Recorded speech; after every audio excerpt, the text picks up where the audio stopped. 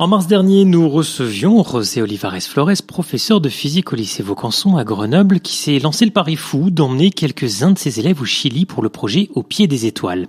Passionné par les liens impossibles entre l'art et la science, ce professeur leur a fait découvrir l'univers de la BD de science-fiction grâce à un atelier proposé par l'Hexagone de Mélan le 30 mars dernier. Reportage.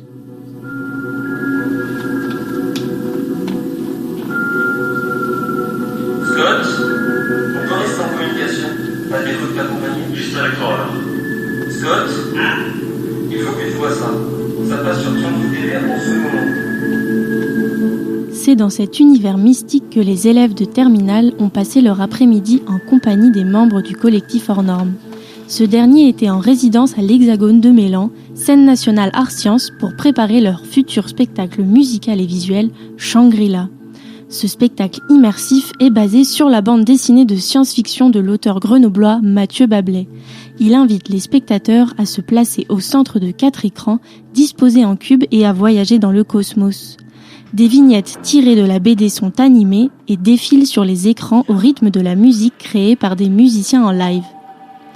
Pendant quelques heures, la salle de cours de physique des lycéens était à bord de la station spatiale Tianzhou, où David Couturier leur a fait découvrir la physique des ondes sonores du point de vue d'un musicien professionnel. On va essayer avec le synthétiseur de créer le son du vaisseau spatial.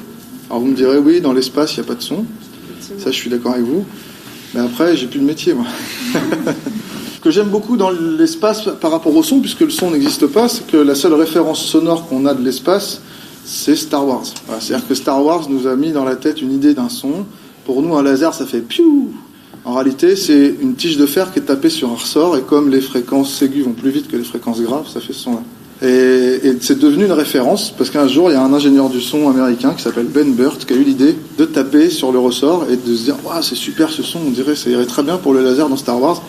Et c'est devenu le laser dans tous les films de science-fiction. Ça, c'est mon métier, de travailler le son pour se projeter dans l'histoire et pour donner vie à tous ces objets-là et donner de l'émotion. Un premier groupe de lycéens était chargé de créer l'univers sonore d'un extrait de la BD, animé grâce à un synthétiseur. Donc l'électricité aussi, c'est une sinus, et avec une sinus, on peut faire du son. Voilà, le principe d'un synthétiseur, c'est de générer l'électricité, et on va modifier cette sinus pour la rendre plus complexe, et plus on va la rendre complexe, plus le son va être complexe. Le deuxième groupe, quant à lui, s'est glissé dans la peau des personnages de Shangri-La, le temps d'un petit atelier théâtre, et a enregistré le texte des bulles de BD. Leurs voix ont été ajoutées à la bande sonore du premier groupe. Cela donne par exemple une voix de journaliste qui présente les infos du jour, une manifestation des habitants mécontents de la station spatiale Tianzhou. L'Homo stellaris, l'homme des étoiles, une espèce intégralement créée avec pour objectif d'envoyer prochainement cette nouvelle espèce dans les plaines de Shangri-La, une des régions de Titan. Non à l'Homo stellaris, voilà ce que sent cette manifestation dans la station. Les dirigeants de Tianzhou Entreprises se sont dit profondément choqués et ont promis d'agir, affirmant qu'ils ne laisseraient pas d'honnêtes citoyens inquiétés par le problème Homo stellaris. Nous avons demandé à Pio, élève de la classe de José Olivares Flores, qui aura la chance de partir au Chili pour le projet Au pied des étoiles, de nous donner son ressenti après cette journée de création Art Sciences. Le Chili, ça m'a carrément orientée sur ce que je voulais faire, parce qu'au début je ne savais pas du tout, et maintenant je sais que je veux faire de l'astrophysique. Là, c'est encore une fois la preuve qu'on peut mélanger les arts et les sciences. Et puis José arrive bien à nous le faire comprendre. C'est super enrichissant et c'est toujours des savoirs, des connaissances, des expériences à prendre. Donc voilà. Cet après-midi de partage Art Sciences était animé par Christelle Deré, artiste transmédia du collectif Hors Normes. Là, ce qui était aussi très intéressant, c'est d'arriver dans une classe sciences, où pour eux, c'est évident, la problématique de la matière, l'antimatière, etc. Moi, j'ai mis un certain temps pour bien prendre en conscience de tous ces enjeux et de tout cet environnement scientifique. Et puis après, ce qui est toujours intéressant, c'est de partager, parce qu'en fait, c'est des pas de côté qu'on fait sur notre propre création.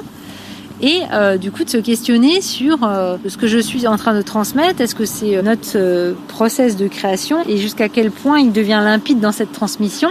Donc moi, ça me réinterroge et forcément sur quels outils on apporte pour les partager en fait. Les choix de scène qu'on a fait, je les trouve finalement assez judicieux par rapport au contexte de la classe.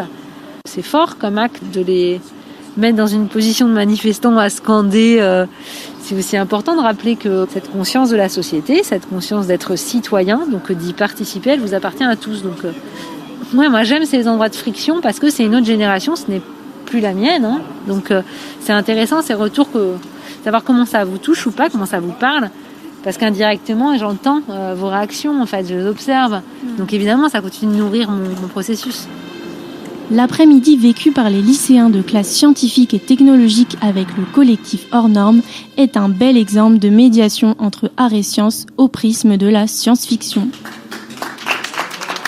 Et merci pour ce reportage, Maya, qui a été fait en collaboration avec Virginie, Charlotte, Thomas, Olivier et Julie du Master de communication scientifique à Grenoble.